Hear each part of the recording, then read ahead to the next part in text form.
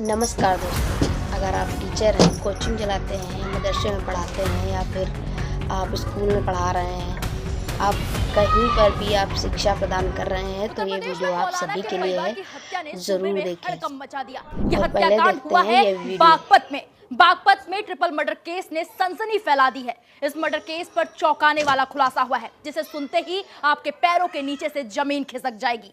बागपत के मौलाना इब्राहिम के सो रहे परिवार को किसने मारा, इसका खुलासा पुलिस ने महज 6 घंटे के अंदर में कर दिया। दरअसल बागपत में एक गांगन गोली गांव है। यहाँ मस्जिद में इब्राहिम मुफ्ती है। वो मस्जिद में नमाज पढ़ाने के साथ ही मदरसे में बच्चों को तालीम देते हैं। मस्जिद के ऊपर ही एक कमरा है जिसमें उनकी पत्नी और 2 बेटियों का परिवार रहता था। जब मस्जिद में नमाज पढ़ने के लिए लोग आए तो उन्होंने मौलाना को आवाज दी, लेकिन कोई रिस्पांस नहीं आया। लोग फर्स्ट फ्लोर पर गए तो कमरे से बाहर खून बहता हुआ नजर आया। दरवाजा खोला तो अंदर पत्नी और 2 बेटियों की खून से लथपथ लाश पड़ी हुई थी। इस ट्रिपल मर्डर को देखकर लोगों की रूह कांप गई। भारी संख्या में लोग मस्जिद पहुंच गए। पुलिस के सीनियर अफसर भी पहुंच गए। लोग हंगामा करने लगे और आरोपी की गिरफ्तारी की मांग करने लगे। बता दें कि जिस वक्त ये दर्दनाक घटना हुई उस वक्त मौलवी घर पर नहीं थे। वो देवबंद में तालिबानी विदेश मंत्री मुक्ताकी के स्वागत के लिए गए हुए थे। जब आसपास के लोगों ने उनको ये दिल दहला देने वाली खबर बताई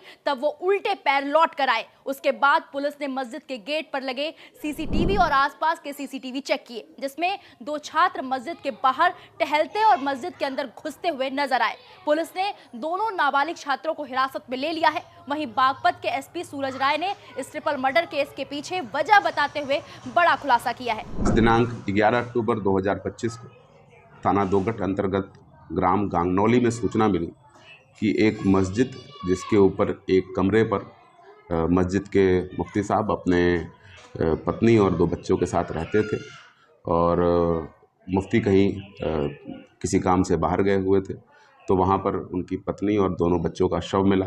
इस घटना पर तत्काल थाना police, CO Baraut, additional SP मेरे और स्वयं डीआईजी महोदय के द्वारा भी घटनास्थल का निरीक्षण किया गया और तत्काल घटना के सफल अनावरण के लिए 7 टीमें लगा दी गई।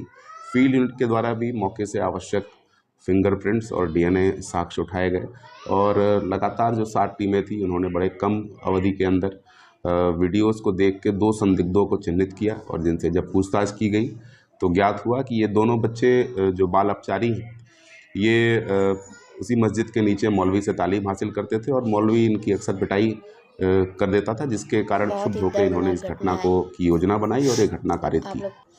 इन दोनों बाल अपचारियों के निशानदेही से घटना में प्रयुक्त हथौड़ा और छुरी बरामद हुआ है।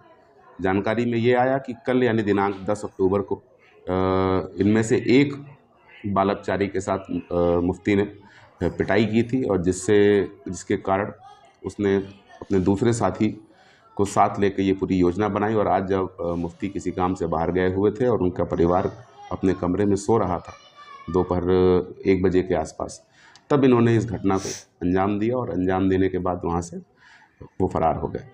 बड़े ही कम अवधि में पूरी बागपत पुलिस की टीम, एसओजी सर्विलांस और तमाम 6 थानों की टीम ने इस पूरी घटना को वर्कआउट किया है और दोनों बाल अपचारियों को अपनी कस्टडी में लिया है। थाना दोगट पर वादी की तहरीर पर अभियोग पंजीकृत करके आवश्यक विधिक कार्रवाई की जा रही है। फिलहाल इस पूरे मामले पर आपकी क्या राय है, हमें कमेंट बॉक्स में जाएं और जरूर बताएं।